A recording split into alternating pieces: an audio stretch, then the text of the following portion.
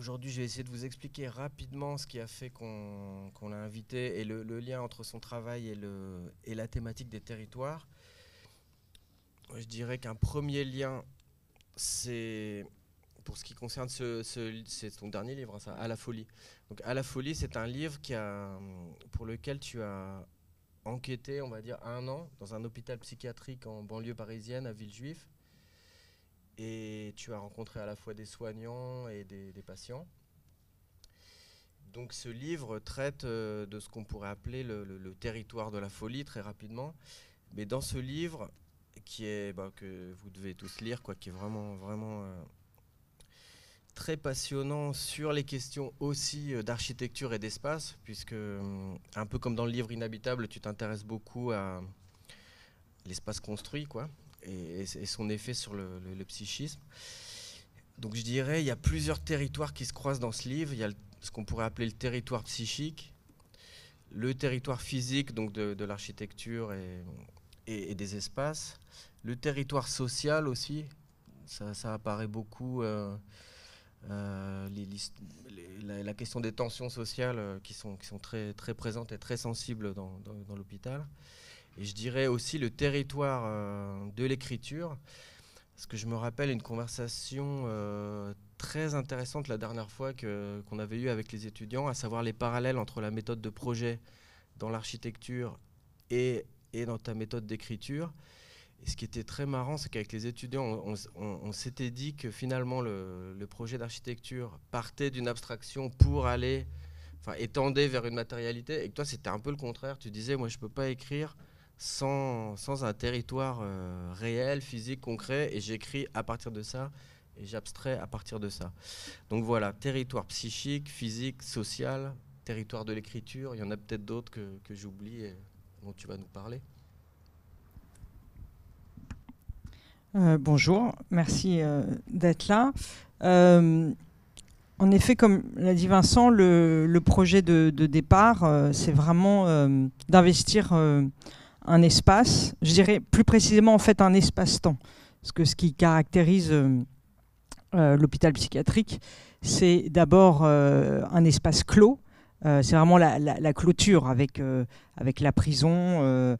Alors après, peut-être avec toutes les administrations, d'ailleurs, ça pourrait se discuter. Est-ce que l'école, est-ce que la caserne, est-ce que toute administration publique n'est pas un espace clos? Bon, c'est peut-être un autre débat, mais en tout cas, voilà, l'idée, c'était vraiment de m'enfermer pendant 1 an dans la boîte noire de la psychiatrie, si je puis dire, dans ce lieu qui, pour le coup, éminemment avec la prison, est ceint de murs le plus haut possible et soustrait au regard. C'est vraiment le lieu de l'opacité.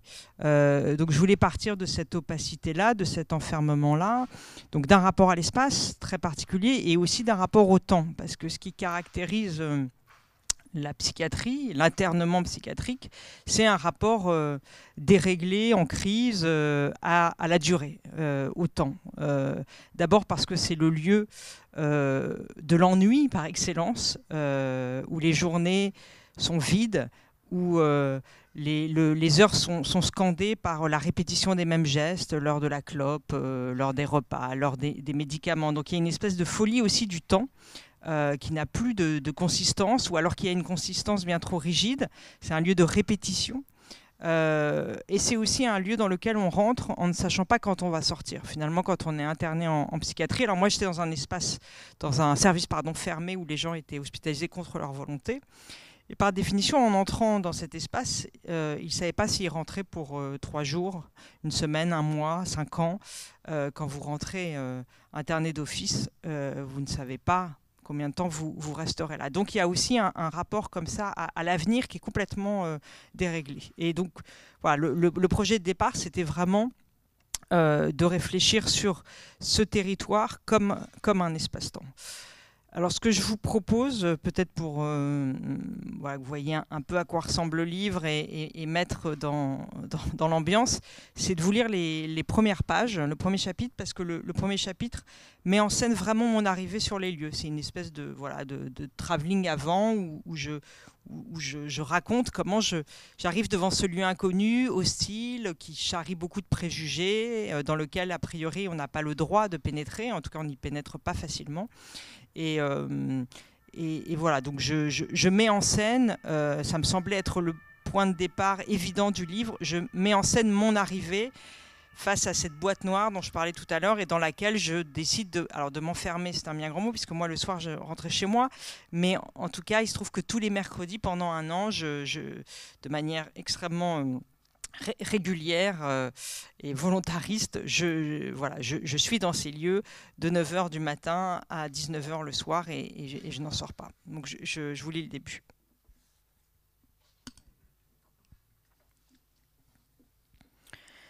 J'imaginais un bloc de silence posé au milieu de la ville, sa présence massive, intimidante. J'imaginais une ombre étale et opaque comme un lac. J'imaginais un champ magnétique révélé par une faible tension électrique sur la peau à l'approche du bâtiment, une onde secrète formant un anneau protecteur et dissuasif autour des lieux. J'imaginais qu'on m'arrêterait à l'entrée, qu'on me demanderait de décliner mon identité, de présenter un badge, le motif de ma venue, de signer un registre, de donner des gages, qu'on apprécierait avec professionnalisme mon allure générale, qu'on scruterait mon visage à la recherche d'un rictus, d'un symptôme, une bouche qui tombe, un regard de biais, un spasme, une preuve. Je me composais une mine de circonstance, une tête innocente, une expression de bonne citoyenne, avec si peu de naturel et de décontraction qu'en réalité je me signalais immédiatement comme suspecte. J'entrais ici pour la première fois et je ne savais pas y faire. Les 2 agents d'accueil postés derrière une vitre teintée ne m'ont rien demandé. Après avoir longé un imposant mur d'enceinte, sonné à une grille, passé un sas, sonné à nouveau, le pas à peine ralenti, j'étais donc à l'intérieur, toutes les portes s'étant automatiquement et bruyamment déverrouillées devant moi. Le panneau d'information propose un plan orthogonal des lieux, une organisation par couleurs, lettres et chiffres. Cela pourrait être un camp, cela pourrait être un village. C'est d'abord un grand parc que délimitent des rangées de platanes, des allées bitumées, des massifs de fleurs et des parkings, des pavillons anciens et des unités contemporaines, un mélange d'architecture administrative et de briques 19e. Je repère le secteur 4 en jaune sur le plan. Il faut suivre les flèches et les bandes de peinture au sol. On est surpris par le chant des oiseaux et la douceur de l'air. Une paix qu'on n'espérait pas. Le printemps sans doute. Quelques silhouettes fument sur des bancs, seules ou par grappes, certaines en blouson et bonnet malgré la chaleur. D'autres échangent à voix basse, appuyées contre un mur.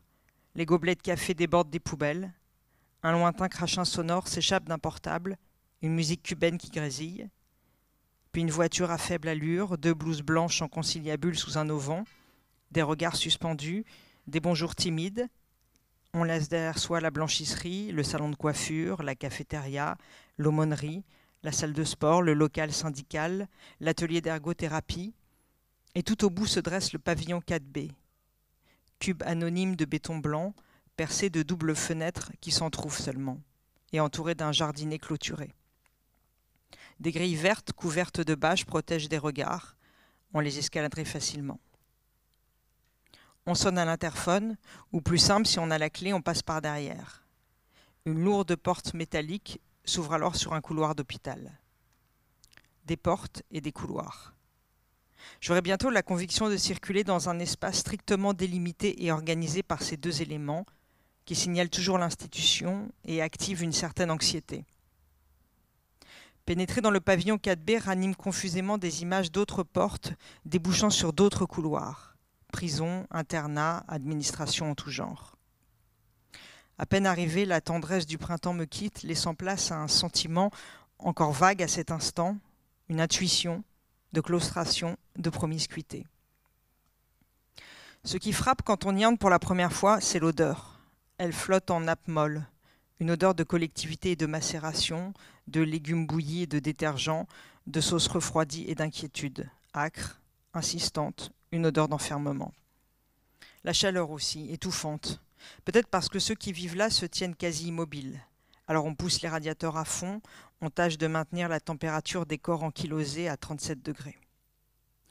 On avale cet air chargé, puis c'est le regard qui s'habitue, panote, s'arrête sur une enfilade de portes, un sol carrelé, les couleurs pâles des hospices, un faux plafond résistant à l'incendie, des spots encastrés, une lumière sans contraste, une plante verte qui a l'air fausse, on ne sait pas. Je reconnais une mélodie de Bob Marley, Elle vient du fond du corridor. La dernière porte est entr'ouverte. Je vois bientôt dépasser un pied nu et potelé de femme, qui n'ira pas plus loin, et dont la fixité m'impressionne. Un pied menaçant, réprobateur, ironique. Je n'imaginais pas qu'un pied puisse être aussi expressif. Je n'imaginais pas que mon premier contact ait lieu avec un pied, que l'humanité m'apparaisse sous cette forme burlesque et inquiétante, que ce morceau de corps me souhaite ainsi silencieusement la bienvenue, ou peut-être au contraire m'intime de fuir. La première chose vivante que j'aperçois ici est ce pied. La seconde, alors que ce matin le service semble désert, est un homme en survêtement floqué du logo de l'hôpital qui fait les 100 pas. Des allers et retours pendulaires, déambule puis s'immobilise et ne rend ni bonjour ni sourire. Un bonjour qui sort de ma bouche comme un piaillement, un sourire ankylosé, celui que j'avais déjà ce matin d'avril où je suis venu me présenter dans le service, annoncer un projet de livre et une présence que j'espérais la moins intrusive possible, vœu pieux. Pendant 1 an, tous les mercredis, l'autorisation m'a été accordée de circuler librement dans le pavillon 4B, qui comprend 12 lits et une chambre d'isolement. 2 couloirs distribuent également une infirmerie, une petite salle de repos pour les soignants, les bureaux des psychiatres, de la psychologue, du cadre de santé, une pièce exiguë mais centrale et vitrée où sont délivrés les médicaments, et une salle commune pour les repas et les activités, donnant sur le jardin. Quelques fauteuils en sky de collectivité, couleur vert amande, 3 affiches et 2 télés décorent les lieux. Un bruit incessant de clés dans la serrure donne le rythme, plus sûrement que les aiguilles des nombreuses horloges fixées en hauteur. C'est propre, clair, moderne et sans vie, un aménagement fonctionnel, économique, aux normes de l'esthétique administrative, ces surfaces planes qu'on lave à grandes eaux, sur lesquelles rien n'accroche, rien ne saille. Merci. Moi, ce qui m'avait marqué dans ce passage, enfin dans ce démarrage de livre, bon, bah, c'est d'une part cette sorte d'aura, de peur, etc. Donc ça, c'est peut-être une première question que j'avais envie de te poser, c'est comment et pourquoi tu avais envie de te confronter à ce territoire effrayant qui est celui de la folie. Et puis une deuxième question, c'était bon, ces descriptions, elles sont hyper intéressantes pour des archis d'intérieur, je pense, parce qu'elles parlent d'une architecture, et là je ferai un parallèle, enfin moi j'ai senti un parallèle avec le livre L'Inhabitable aussi, c'est-à-dire c'est une architecture mais qui est prévue pour être, enfin qui est prévue pour certains usages, certaines fonctions que tu décris, mais qui semble impossible à habiter, ou en tout cas pour le coup inhabité.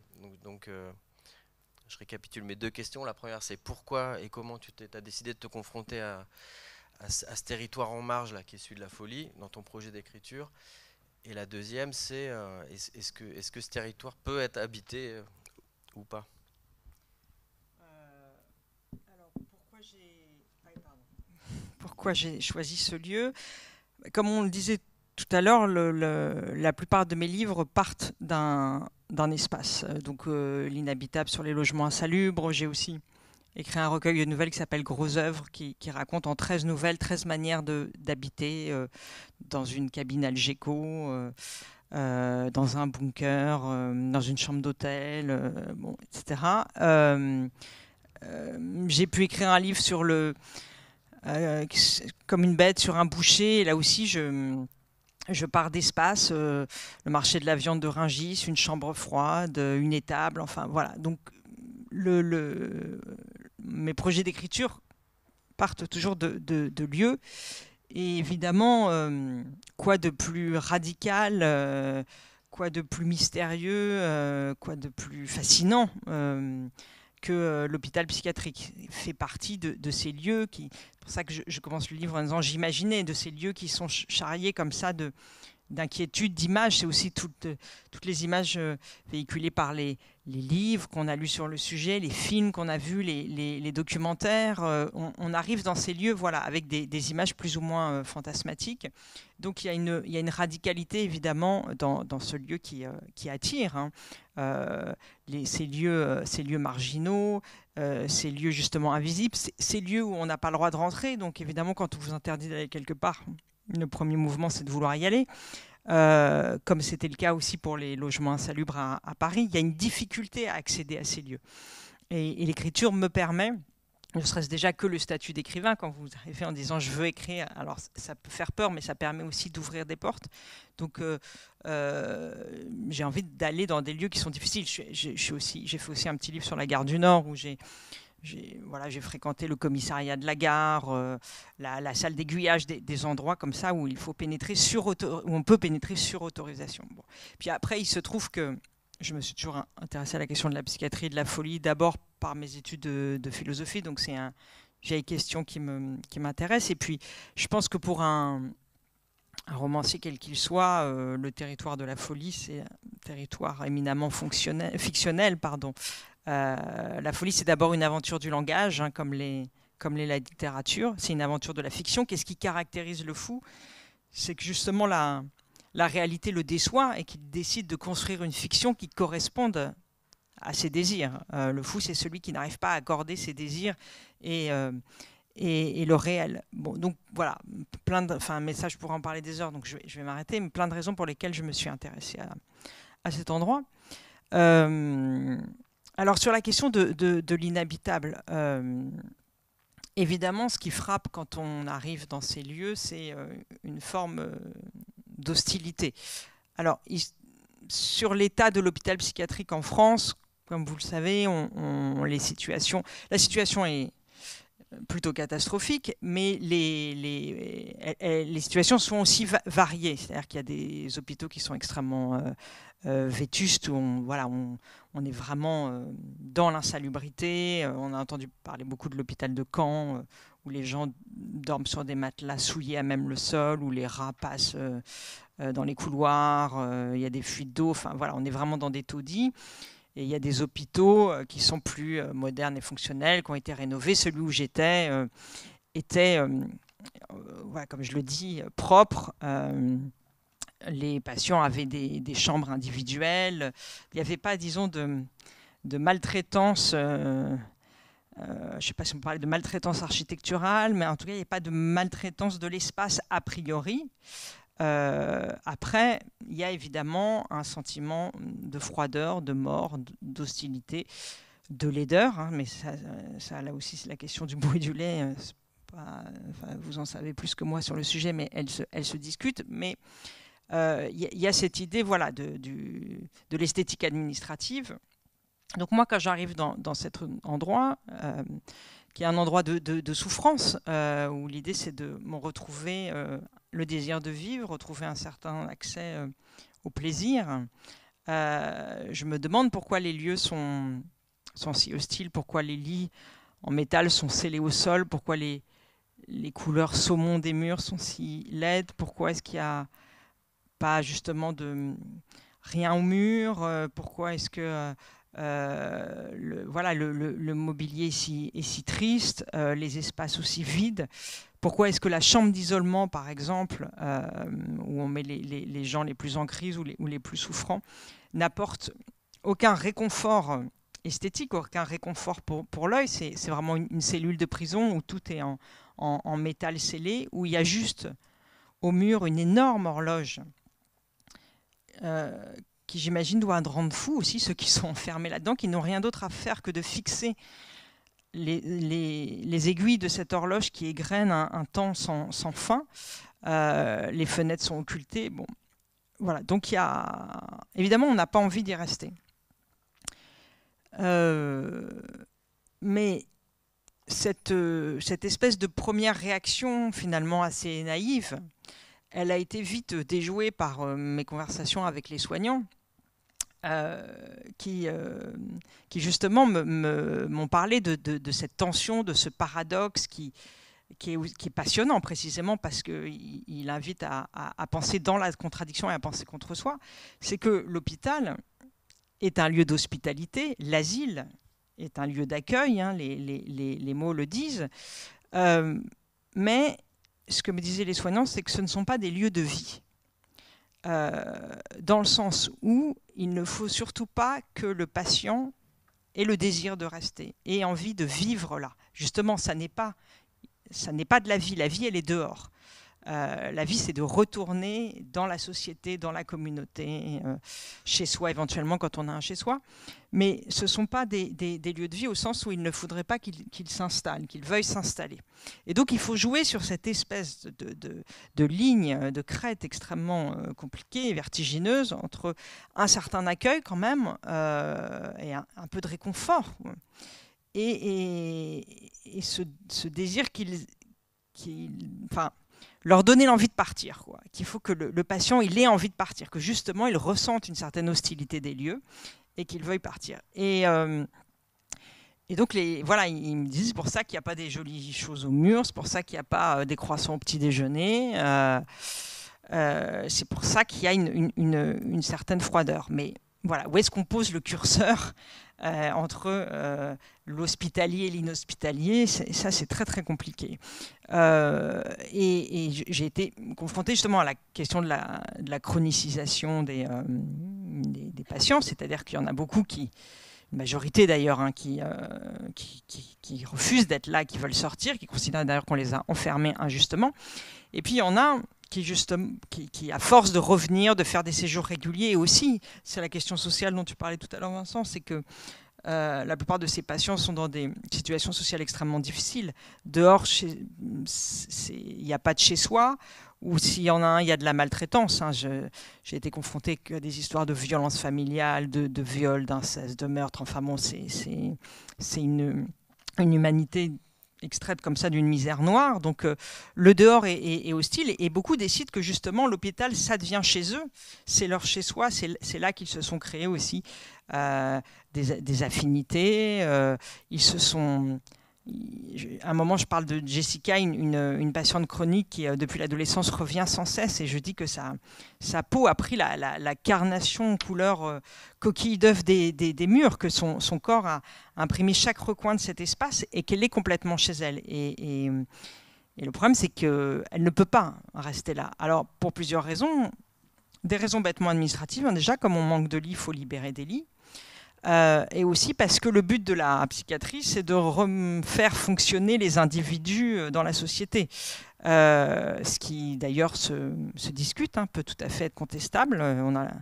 Pourquoi est-ce qu'on n'aurait pas le droit de ne pas vouloir fonctionner, pas vouloir voilà, avoir une vie, justement, avec ce que ça implique de travail, famille, amour, relations sociales, etc.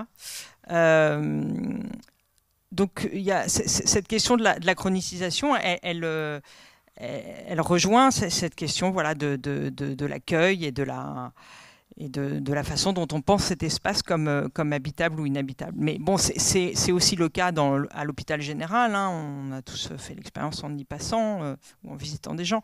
Mais évidemment, ça se pose ça se pose de façon beaucoup plus radicale et critique en psychiatrie. Je veux bien quand même te relancer, même si ça prend quelques minutes, sur la question du langage, en fait, parce que tu évoques là le territoire de la folie, c'est aussi celui du langage. Ouais. Tu as fait un parallèle aussi avec l'écrivain et l'écrivain qui invente.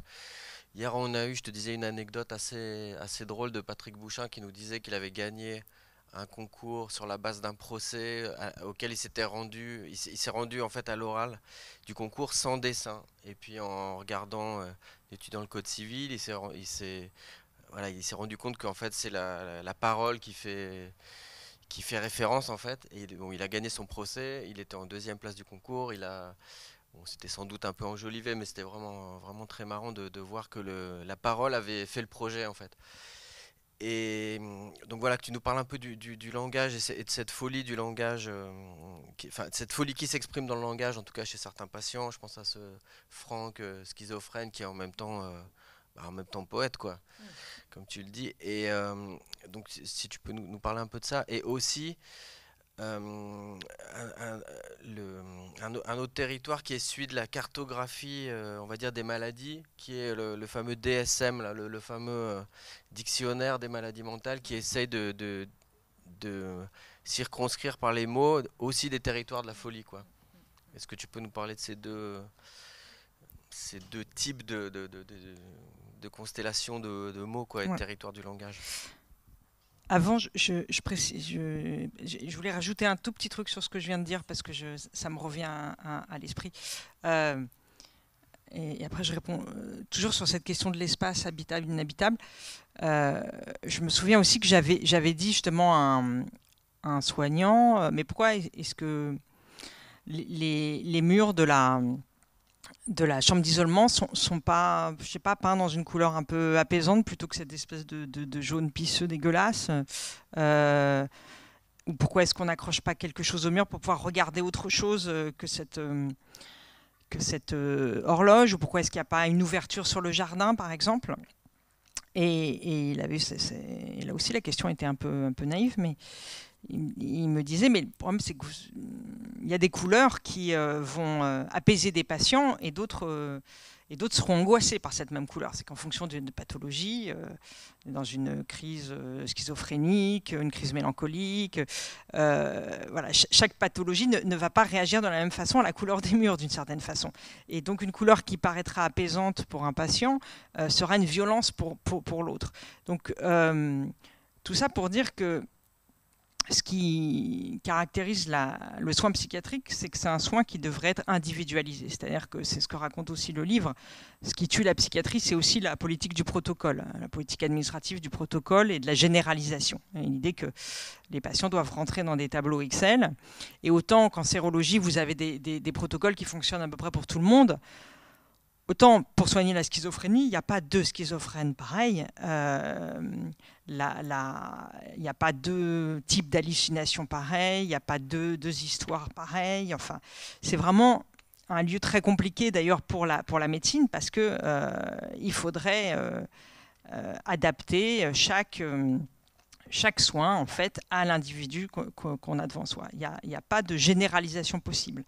Alors il se trouve qu'on le fait, mais c'est aussi ça qui nuit beaucoup à la psychiatrie et qui la rendrait extrêmement onéreuse si on le faisait bien, parce qu'il faudrait quasiment un infirmier par patient.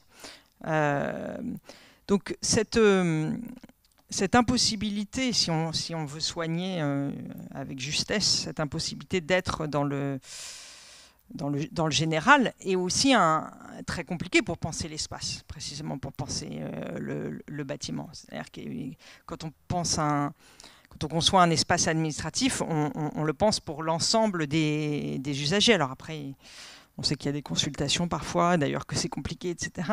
Mais s'il y a un lieu où vraiment aussi cette tension elle est criante, c'est là. C'est-à-dire qu'on pense l'hôpital psychiatrique pour un ensemble d'usagers en faisant des espèces de moyennes par rapport à ces usages, la circulation, la lumière, les différents espaces.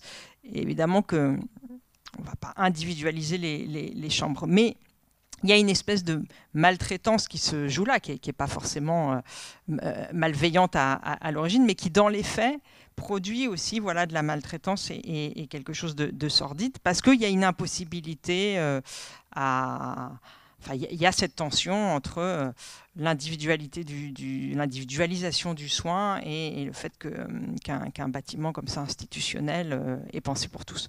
Enfin, voilà, je voulais juste, c'était pour terminer sur le... Après, sur le territoire du langage, en effet, ce qui m'intéressait aussi dans ce projet, évidemment, je faisais le rapport tout à l'heure entre la folie et la littérature, qui marchent main dans la main, dans le sens où les deux sont des processus d'éclatement du langage, de sortie hors de la norme, de mise en crise justement des discours figés. Voilà, c'est pour ça aussi que je me suis approchée de ce lieu-là. Et plus précisément, il me semblait qu'au sein de cet espace de l'hôpital psychiatrique s'affrontaient des territoires. Alors tu disais tout à l'heure, peut-être on en reparlera, des classes sociales. C'est vraiment un lieu de lutte des classes, et c'est un lieu de lutte de deux territoires langagiers. Le territoire du langage de la folie. Alors je le restitue un peu dans le livre parce que je restitue des paroles de patients. Et donc c'est vraiment une langue dégondée, une langue qui sort de sa syntaxe, de sa grammaire, une langue inventive qui tord les mots, qui tord vraiment la syntaxe. Donc il y a cette espèce de langue délirante, vraiment de sortir de la norme à nouveau de la folie. Il y a une langue à décrypter, il y a une langue qui n'est pas commune, c'est-à-dire qui ne crée pas communauté justement. Et face à cette langue, qui peut aussi être une langue agressive, de la révolte, de la colère, parce que la folie s'exprime comme ça, et aussi parce que les patients se révoltent contre l'enfermement. Face à ce territoire langagier, il y a un autre territoire, et c'est vraiment une lutte entre les deux. On est vraiment sur un ring. Souvent, quand j'assistais aux entretiens entre les psys et les patients, c'était assez frappant, qui est la langue extrêmement normée, pour le coup, de la psychiatrie. Avec justement, tu parlais du DSM, donc ce classement des maladies mentales, des troubles psychiques, qui a été créé aux États-Unis après la guerre, et au début qui comportait une vingtaine de pathologies, schizophrénie, bipolarité, enfin à l'époque ça s'appelait maniaco-dépression, maintenant ça s'appelle bipolarité, dépression. Bon. Et au fur et à mesure du temps, le DSM a augmenté. Je crois que là, on en est à 350 entrées, 350 pathologies. C'est-à-dire que toutes les fragilités humaines sont maintenant enfermées dans ce manuel. C'est vraiment une espèce de grand tableau de tout ce qui fait les désordres humains. Je sais pas, la peur de perdre son travail, par exemple, est devenue, j'ai oublié le terme, mais c'est devenu une phobie qui est recensée dans le DSM. Donc, maintenant, nous sommes tous malades et tous pathologisés. Et donc, il y a une langue comme ça, la langue des symptômes aussi, la boulie, la thymie, la glossolalie. Il y a comme ça un lexique extrêmement rigide, le lexique. Alors là, évidemment, ce passage du livre, j'ai un peu relu Foucault, ce pouvoir médical qui s'exerce par le langage, cette langue autoritaire, où je raconte que Franck, par exemple, il rentre dans le bureau du psychiatre et la sentence tombe comme un coup près, schizophrénie. Et Franck se révolte contre le mot qui finalement réduit ses délires, sa vie intérieure, ses visions à un terme dans ce grand tableau des maladies, et que c'est surtout l'autorité du médecin qui s'exerce à ce moment-là, qui décide ce qui vous caractérise, ce qui fait votre identité. Il y a quelque chose de figé, il y a quelque chose de mort. Et donc il y a cette langue des médecins qui souvent est extrêmement opaque pour les patients, c'est-à-dire qu'on leur balance un nombre de termes médicaux phénoménal, et ils n'entendent pas, ils ne savent pas à quelle réalité ça correspond. Je raconte aussi l'entretien avec le juge des libertés de la détention. Maintenant, au bout de 12 jours d'hospitalisation sous contrainte, vous rencontrez un juge qui va vérifier. Depardon a fait un film il y a quelques années qui s'appelle 12 jours, je ne sais pas si vous l'avez vu, qui filme justement les entretiens entre les patients et celui qu'on appelle le JLD. Donc au bout de 12 jours, le juge décide si vous restez enfermé ou si vous pouvez sortir. Et c'est frappant aussi de voir que le langage juridique, extrêmement codifié aussi, qui est inaccessible au commun des mortels, il est balancé comme ça à la face des patients dans une totale incompréhension. C'est vraiment deux mondes, deux langages qui ne se rencontrent pas. Dans le film de Depardon, on voit d'ailleurs comment les juges ne font pas d'efforts pour accéder à la langue délirante des patients, marquent même parfois de l'impatience, etc.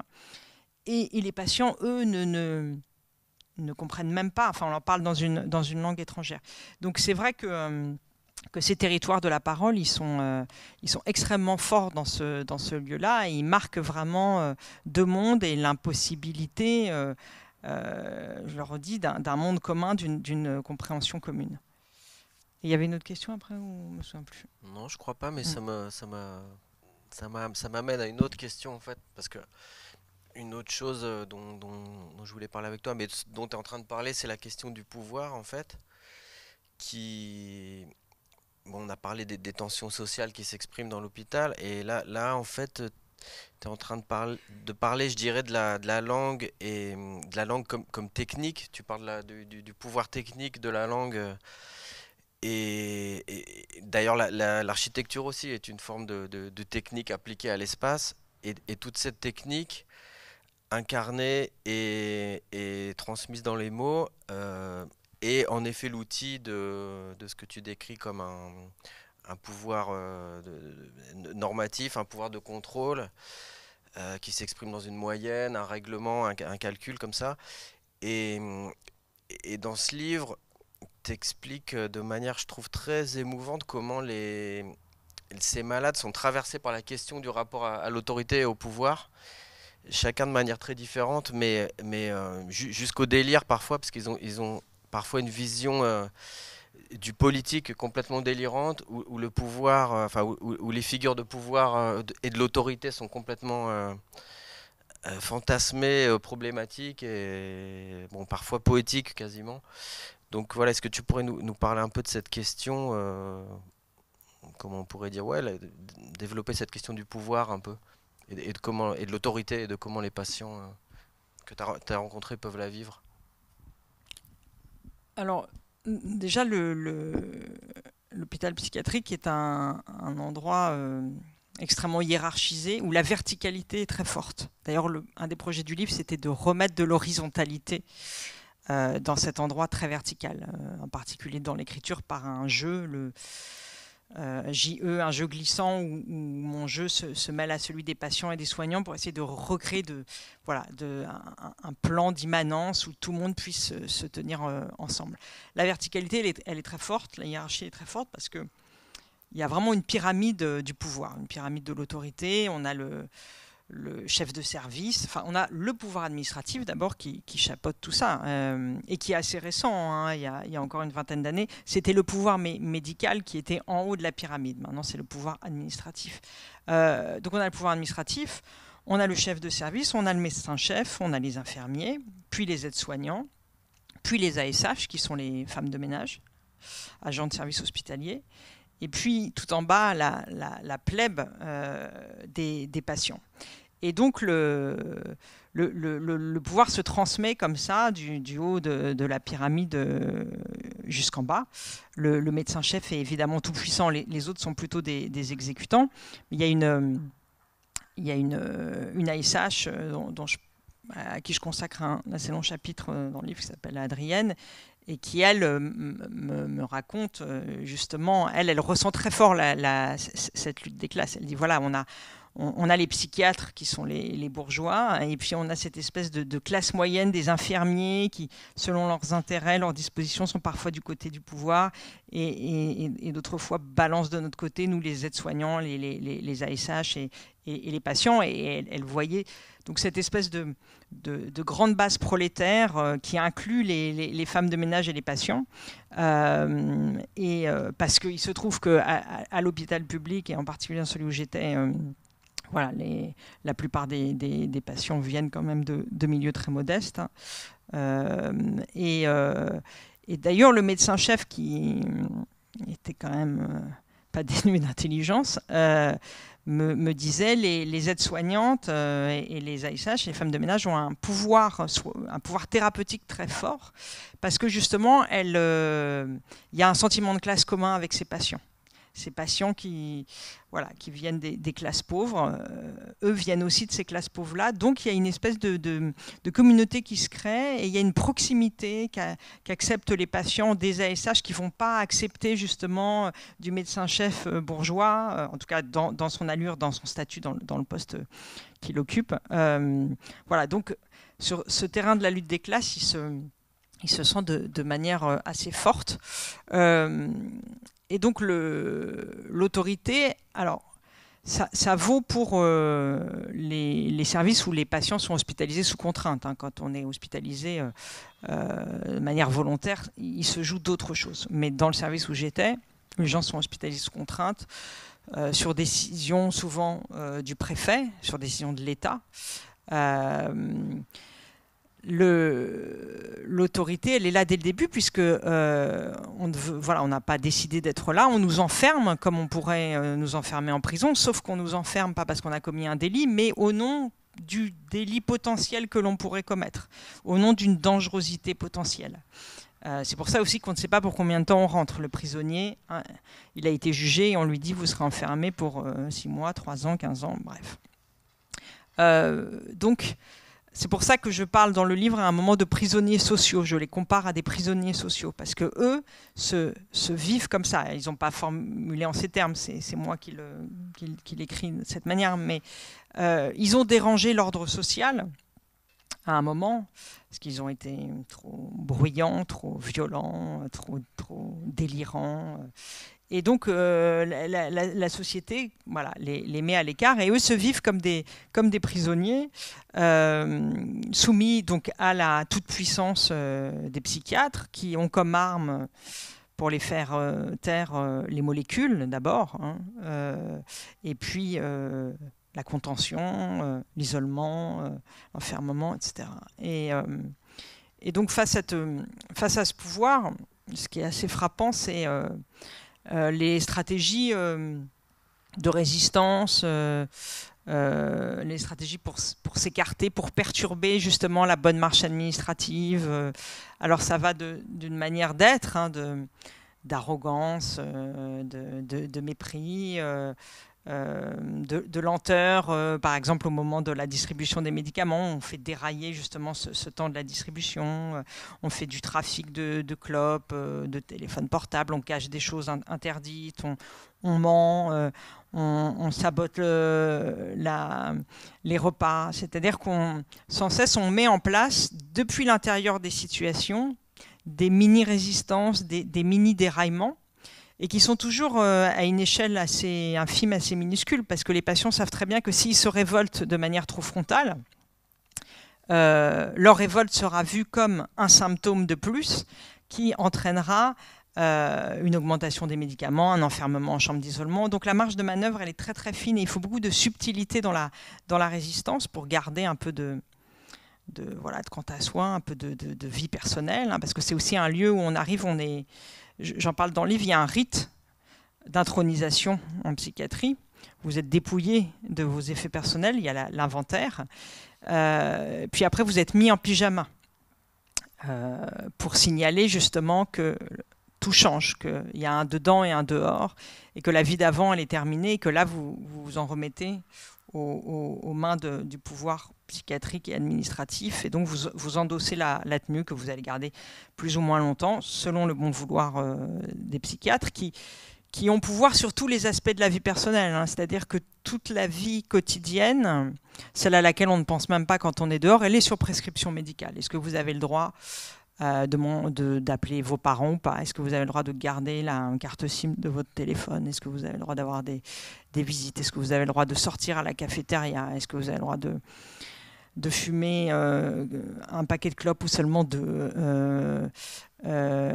à combien de sucre vous avez le droit dans votre café, à quelle heure vous le buvez votre café, comment vous le buvez, dans un gobelet en plastique ou dans une tasse en verre. Enfin bon, donc il y a voilà tout le quotidien, il est comme ça réglementé. Alors il ne s'agit pas de dire c'est dégueulasse, c'est violent, hein, il y a aussi des vertus thérapeutiques. Et de toute façon, c'est ça qui est intéressant en psychiatrie, c'est que tout est ambivalent, tout doit être regardé dans le détail. Donc il y a des vertus thérapeutiques et il y a aussi de la violence. Pour certains, c'est que de la violence, pour d'autres, ça peut avoir des vertus. Il faut savoir, dans chaque situation, remettre les choses en jeu, essayer de comprendre ce qui fonctionne, ce qui dysfonctionne. De toute façon, ça dysfonctionne énormément, mais d'abord pour des raisons de manque de personnel. Alors après, pour des raisons idéologiques aussi, hein, y a de l'idéologie là-dedans. C'est pas juste parce qu'on manque de soignants. Il y a aussi une façon d'envisager le soin, d'envisager la folie, d'avoir une approche sécuritaire ou non de la folie. Mais voilà, donc l'autorité, elle s'insinue vraiment partout, quoi. C'est comme une espèce de... je sais pas, de fluide comme ça qui vient tout recouvrir, le corps des internés, le corps soumis des internés, et puis aussi toutes les petites choses du quotidien. Merci, je pense qu'il est temps de passer aux questions WooClap de Toulon, s'il y en a, ou dans la salle. Sinon, moi j'en ai encore une. Il n'y a rien de Toulon là? Peut-être, tu l'as un peu évoqué, mais c'est vrai qu'on n'a pas trop insisté sur cet aspect, qui est peut-être le plus évident finalement si on parle d'architecture et de territoire, c'est le dedans et le dehors. Est-ce que tu peux nous parler un peu de ça? Et je pense aussi à cette subversion là du dedans, et enfin une scène qui m'a beaucoup fait rire et marqué, c'est quand Franck détourne un peu les espaces là de sa chambre et qui se cache dans le plafond, etc. Oui, c'est ce que je disais tout à l'heure, il y a des techniques de perturbation des espaces, enfin voilà, du quotidien, mais aussi des espaces en effet, puisque leurs chambres donc étaient toutes sur le même modèle, un lit, vous savez, vous voyez ces lits d'hôpitaux, et puis une table, une chaise, un peu comme dans les écoles autrefois. Là, c'est voilà, ce mobilier justement institutionnel, un placard, et puis une lumière encastrée dans le plafond. Et donc certains patients avaient le droit de personnaliser leur espace en affichant par exemple des dessins qu'ils faisaient en ergothérapie, mais là aussi c'est sur prescription du psychiatre. Le psychiatre va dire, bon, Franck il peut accrocher son dessin, mais Jessica elle peut pas parce que ça va la perturber. Bon. Et puis donc voilà, il y a la personnalisation plus ou moins importante, plus ou moins possible des lieux. Et puis il y a, comme tu dis, l'idée de rajouter une dimension à un espace imposé, d'agrandir l'espace, de repousser les murs d'une certaine façon. Et c'est vrai que je parle de ces plafonds là, vous savez, avec les dalles qu'on peut, vous connaissez le terme mieux que moi, les dalles là qu'on peut enlever, qu'on peut déplacer. Et donc Franck, il avait une cache comme ça, enfin il cachait dans son plafond, comme il se livre à des activités chamaniques, il avait des amulettes, de l'encens, etc. pour ses cérémonies vaudou la nuit en cachette. Donc il cachait les trucs dans le faux plafond. Et puis une fois, c'est vrai que sous l'effet d'une crise d'angoisse importante, il s'est caché dans ce faux plafond, et on a mis beaucoup de temps à le retrouver, puis le truc a fini par céder, donc il est retombé sur son lit. Mais voilà, il y a l'idée que justement l'espace de l'hôpital psychiatrique, il est parfois protecteur, il est aussi parfois hostile. Franck peut s'y sentir à l'abri et pas avoir envie de sortir. D'autres fois, au contraire, le lieu devient beaucoup trop violent, donc il cherche un autre espace pour se cacher, parce que ce qu'on n'a pas dit aussi, c'est que l'espace de l'hôpital psychiatrique, c'est un espace panoptique, au sens où on ne peut pas échapper au regard, on ne peut pas se cacher. Votre chambre, c'est pas vous qui avez les clés, donc elle est ouverte et fermée selon le bon vouloir des soignants. C'est pas une chambre à soi précisément. Sinon, il n'y a que des salles communes, et c'est-à-dire qu'à aucun moment, finalement, le patient il peut vraiment se soustraire au regard. Hein.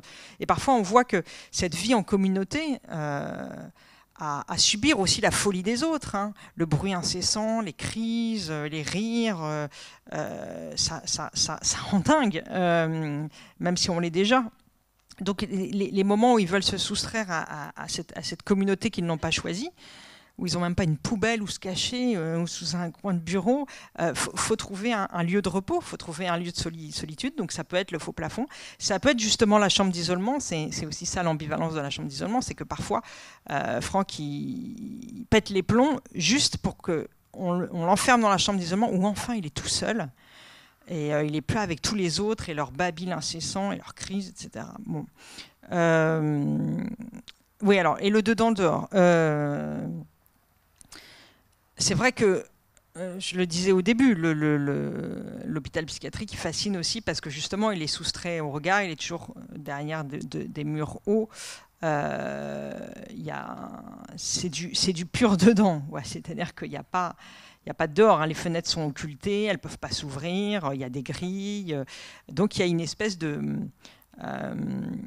d'étanchéité totale entre le dedans et le dehors. Alors il y a un petit dehors qui serait le parc, la cafétéria, le salon de coiffure, où là aussi on a le droit d'aller que sur prescription médicale.